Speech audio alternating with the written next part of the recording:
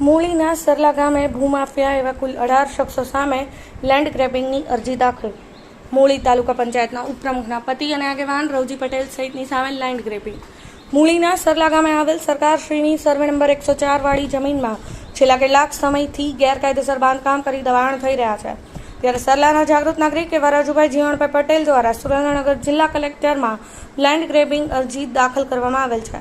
ત્યારે આ ભૂમાફિયાઓ મોટા માથાઓને ખુલ્લા પાડતા રાજકીય ઓથ માટે દોડાદોડી કરી રહ્યા છે, જેમાં મૂળી તાલુકા પંચાયતના ઉપપ્રમુખના પતિ મનસુખભાઈ ઈશ્વરભાઈ પટેલ, રાજકીય ભાજપ આગેવાન રવજીભાઈ રતિલાલ પટેલ અને સમગ્ર પટેલ સમાજના આગેવાન એવા પ્રેમજીભાઈ ગગજીભાઈ પટેલ સહિત કુલ 18 સામે લેન્ડ ગ્રેબિંગ અરજી દાખલ કરવામાં આવી છે.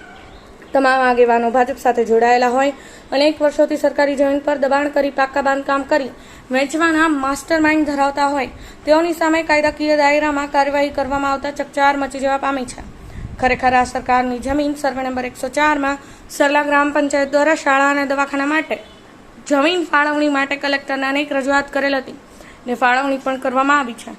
તેમ છતાં ભૂમાફિયાઓ બેરોકટોક બાંધકામ કરી સરલા ગ્રામ પંચાયતના વિકાસમાં સતત અવરોધ ઊભો કરતા હતા. ત્યારે તેઓ માથાભારે હોય ને રાજકીય ઓથ ધરાવતા હોય ને પાણી નિકાલ માટેના વહેણ ઉપર બાંધકામ ચણતર કરી દીધેલ હોય ત્યારે વરસાદના પાણી સમગ્ર ગ્રામમાં ફરી વળે છે.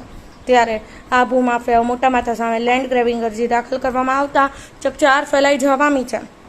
લેન્ડ ગ્રેબિંગની જેની ફરિયાદ સામે દાખલ કરવામાં આવી છે તેમાં વાસુદેવ મગન પટેલ, કૌશિક વાસુદેવ પટેલ, કાંતિલાલ રતિલાલ પટેલ, નીલેશ દિલીપભાઈ પટેલ, વિશાલ વ્રજલાલ પટેલ, શૈલેષ હસમુખ પટેલ, રવજી રતિલાલ પટેલ, પ્રેમજી ગગજી પટેલ, નારાયણ ઠાકરસિંહ પટેલ, હરિ ઠાકરસિંહ પટેલ, ઈશ્વર છગન પટેલ, મનસુખ ઈશ્વર પટેલ સહિત કુલ 18 શખ્સો સામે લેન્ડ ગ્રેબિંગ અરજી દાખલ કરવામાં આવી છે.